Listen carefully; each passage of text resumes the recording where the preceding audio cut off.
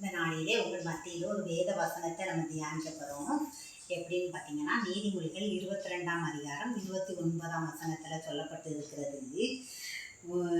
தன் வேலையில் சாக்கிரதையாக இருக்கிறவன் நீ கண்டால் அவன் நீசருக்கு முன்பதாக நிற்காமல் ராஜாக்களுக்கு முன்பதாக நிற்பானாக என்று வேதம் சொல்லி இருக்கிறது. பாருங்க, சாக்கிரதையாய் வேலை செய்கிறவனை கண்டால் என்று வேதம் சொல்லுது. எப்படின்னா, அவங்க சிலவங்களை பாருங்க, சம்பளத்துக்கு பயந்து போய் வேலை செய்வாங்க, உண்மையாக வேலை செய்வாங்க, கரெக்டாக வேலை செய்வாங்க, நல்லா செய்வாங்க. சிலவங்களை பாருங்க, அங்கேயும் நின்று நேரத்தை கிடச்சி சம்பளத்தை மட்டும் வாங்கணும்னு நினைப்பாங்க. ஆனால் நீசன் முன்னதாக நிற்காம ராஜாக்கள் முன்னதாக நிற்கணுமா, சாக்கிரதையாக ஒழுங்காக வேலை பார்க்குறவங்க அப்படி நிற்கணும்னு சொல்லி வேதம் சொல்லிக்கிறது. அப்போ நீசன்னா நீங்கள் கேள்விப்பட்டிருக்கீங்க, பொல்லாதவன், முரடை, எதுக்கும் பயப்படாதவன், அவன் தான் நீசன். அவன்கிட்ட கொண்டு இந்த வேலை பார்க்குறவனை சாக்கிரதையாக பயந்து வேலை பார்க்குறவனை விட்டா அவன் என்ன சொல்லுவான், எந்த செஞ்சாலும் தப்பு குற்றம், நீ செய்தது சரியில்லை, அவனை மட்டும் தட்டிக்கிட்டே இருப்பான், அவனை வேதனைப்படுத்திக்கிட்டே இருப்பான், அவன் பதவியை உயரவே விட மாட்டான், ஏன்னா அவன் நீசன். ஆனால் வேதவசனம் அடுத்து என்ன சொல்லுதுன்னா, அவனை உண்மையாக செஞ்சவனை ராஜாக்கள் மத்தியில் விடணும்னு சொல்லி வேதம் சொல்லுகிறது. ராஜாக்கள் மத்தி முன்பாதாக அவன் நிற்பானாக என்று வேதம் சொல்லியிருக்கிறது. ராஜாக்கள் முன்னே நிற்கும்போது அவருக்கு உயர்வு, மேன்மை, பெருமை, கனம் எல்லாம் ராஜாக்கள் முன்னே இருக்குது. அப்போ இவன் கரெக்டாக வேலை பார்க்குறவன ராஜாக்கள் முன்னே நிற்கும்போது அவனுக்கு சம்பளம் போடும், பேர் புகழ் எல்லாம் கிடைக்கும், நல்லவன் நல்லா வேலை பார்க்கலான்னு சொல்லுவாங்க. அதுக்கு தான் வேதவசனம் சொல்லுது, நீசனுக்கு முன்பதாக அவன் விடாமல் ராஜாக்களுக்கு முன்பதாக விடவும் என்று வேதம் சொல்லி இருக்கிறது. நீங்கள் வாசித்து பார்த்தீங்கன்னா நல்லாயிருக்கும். நான் இதை வாசித்து யோசித்தேன். அப்போ தாவீதை பற்றி ஒரு தாவீது ராஜா ஒருத்தர் இருக்காரு, அவரை பற்றி சொல்லப்பட்டு இருக்கிறது. அவர் தாவீது ராஜா என்ன பண்ணுறாருன்னா, அவன் அற்பமாக எண்ணப்படுறான், குடும்பத்தால், தாய்தப்பனால் எல்லாராலையும் அற்பமாக எண்ணப்பட்டு காட்டுக்களை போய் வனாந்தரத்தில் ஆடுகளை மேய்க்கிறான். தனியாக ஆடுகளை மேய்ச்சாலும் அவன் தேவனை துதிக்கிறான், பாடுறான், மகிமைப்படுத்துகிறான். அப்படி படுத்தி ஆடுகளை மேய்க்கும் போது ஒரு நாள் பார்த்தீங்கன்னா அந்த பொறுப்பை வேலையை கரெக்டாக செய்யணும். அவன் என்ன செஞ்சான்னா, ஒரு நாள் ஆடு மேய்ச்சிக்கிட்டு இருக்கும், ஒரு கரையும் ஒரு சிங்கமும் வந்தது. ஆட்டை பிடிக்க விடாதபடிக்கு நம்ம என்ன நினைச்சுவோம், நம்ம உயிரை பாதுகாக்கணும்னு சொல்லிட்டு நம்ம ஓடிடுவோம்.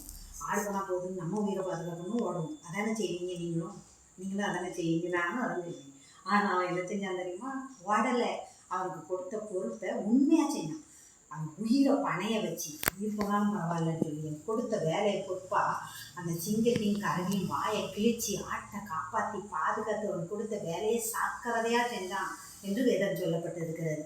ஆனால் அந்த குடும்பத்தார் அற்பமாக எண்ணினாலும் ஒதுக்குனாலும் தேவன் அவனை பார்த்தார். ராஜாவின் ராஜா அவனை பார்த்து அவனை என்ன செஞ்சார், அவன் இருதயத்துக்கு ஏற்றவை, அவன் நல்லவன் சொல்லி அவனுக்கு உயர்வை கொடுத்தார். அதான் ஒரு பாடல் கூட இருக்குது, ஆடுகள் மேய்த்தவன் அரசனாய் மாறினான், ஆடுகள் மேய்த்தவன் அரசனாய் மாறினான், ஆராதனை வீரனுக்கு ப்ரமோஷன் நிச்சயம், ஆராதனை வீரனுக்கு ப்ரமோஷன் நிச்சயம், துதித்து பாடி மதிலை இடிப்போம், மகிழ்ந்து பாடி எரிகோ பிடிப்போம் அப்படின்னு ஒரு பாட்டு தாவீதை குறித்து பாடியிருக்கிறாங்க.